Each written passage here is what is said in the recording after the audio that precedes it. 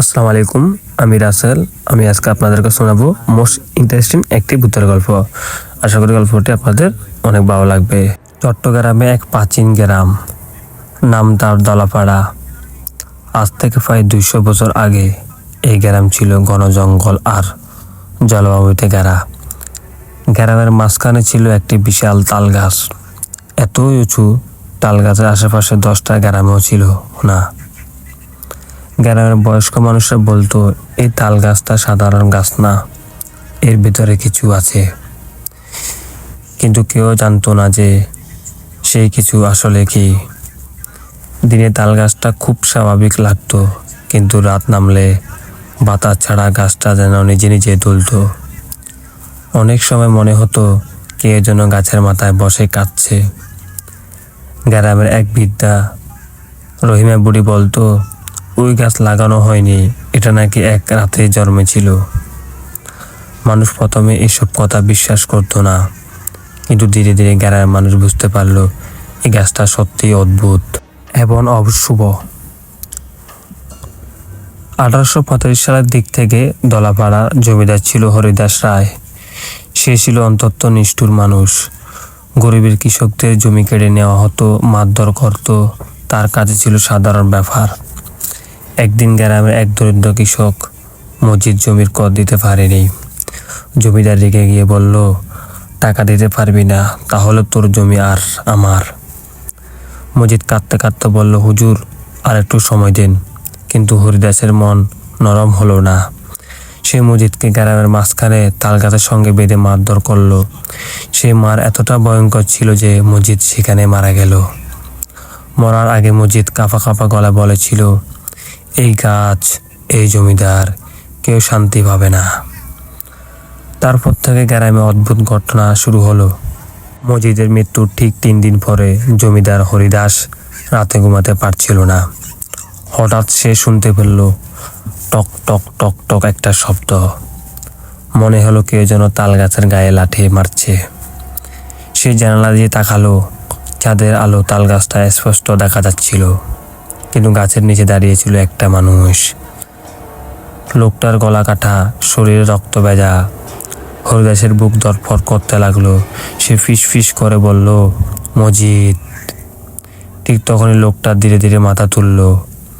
তার চোখ দুটো সম্পূর্ণ সাদা। তারপর হঠাৎ সে অস্বাভাবিক গতিতে গাছ বেয়ে উপরে উঠতে গেল। পরের দিন সকালে গ্রামের মানুষ জমিদারকে তাল গাছের নিচে মৃত অবস্থা পেল। তার মুখে ছিল প্রচণ্ড আতঙ্কের চাপ, আর গলায় ছিল 5 গভীর আঁচড়। জমিদারের মৃত্যুর পর মানুষ ভাবলো সব শেষ, কিন্তু আসল ভয়ঙ্কর তখনই শুরু হলো। প্রতি রাত ঠিক 12টার সময় তাল গাছের দিক থেকে কান্নার শব্দ আসতো। কেউ বলতো এটা মসজিদের আত্মা, কেউ বলতো এটা মসজিদের, আবার কেউ বলতো এটা মানুষের আত্মা না। এক রাতে গ্রামের কয়েকজন যুবক সাহস করে গাছটার কাছে গেল।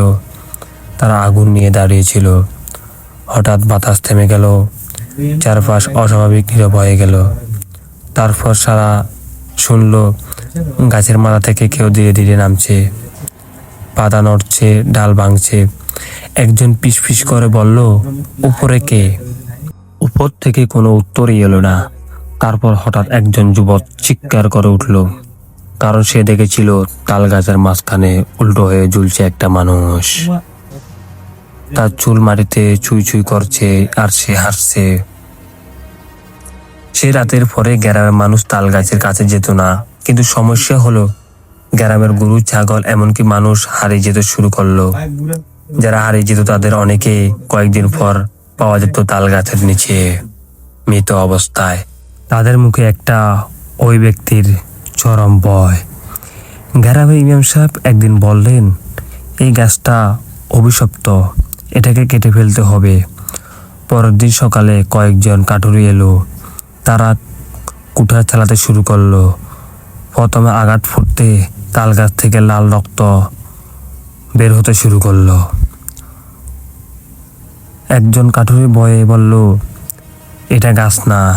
তার কথা শেষ হওয়ার আগে হঠাৎ গাছের উপর থেকে একটা কালো ছায়া নিচে পড়ল। তারপর সবাই দৌড়ে পালালো। সেদিনের পরে আর কেউ তাল গাছ কাটার সাহস করেনি।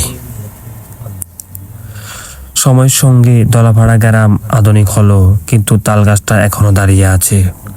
গ্রামের মানুষ এখনো বলে, রাত 12টার পরে ওই পথে যেও না। কিন্তু একদিন শহর থেকে একটা ইতিহাস গবেষক এলো, তার নাম আরিফ। সে গ্রামের পুরনো ইতিহাস নিয়ে গবেষণা করেছিল। গ্রামের লোকজন তাকে তাল গাছের কথা বলল। আরিফ হেসে বলল, ভূত বলে কিছু নেই। কিন্তু গ্রামের বৃদ্ধরা শুধু একটা কথা বলল, আজ রাত 12টায় গাছটার কাছে যেও না। আরিফ তাদের কথা শুনলো না। সে ঠিক করলো আজ রাতে সে তাল গাছের রহস্য বের করবে। কিন্তু সে জানতো না, কিছু রহস্য জানার চেষ্টা করা সবচেয়ে বড় ভুল। রাত 12টা একটু আগে আরিফ তাল গাছে পৌঁছালো। চারপাশে ঘন কুয়াশা।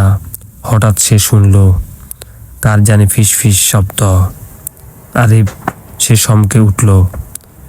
তো তার নাম জানে কিভাবে? সে গাছের দিকে তাকালো। তারপর সে দেখলো গাছের মাথায় বসে আছে ডজনখানেক মানুষ। সবাই নিচের দিকে তাকিয়ে আছে, আর সবাই একসঙ্গে হাঁটছে। হঠাৎ তাদের একজন বলল, আরেকজন এসেছে। তারপর তারা সবাই একসঙ্গে গাছ থেকে নিচে নামতে শুরু করলো। তারপর সবাই আস্তে আস্তে নিচে নামতে শুরু করলো। নিচে নেমে সবাই আরিফকে ধরে উপরে নিয়ে গেল। পরের দিন সকাল থেকে আরিফের কোনো সন্ধান নেই। এলাকার মানুষ অনেক খোঁজাখুঁজি পর আরিফকে খুঁজে পায়নি। সবাই এটাই বিশ্বাস করে অভিশপ্ত তাল গাছটি আরিফকে ঘায়েল করে ফেলেছে। এরপর থেকে ওই তাল গাছের রাস্তা দিয়ে কোনো মানুষ যাতায়াত করে না। এমনকি দিনের বেলাও মানুষ ওখান দিয়ে যাওয়ার সাহস করে না। গ্রামের মানুষের মধ্যে সবসময় আতঙ্ক বিরাজ করে।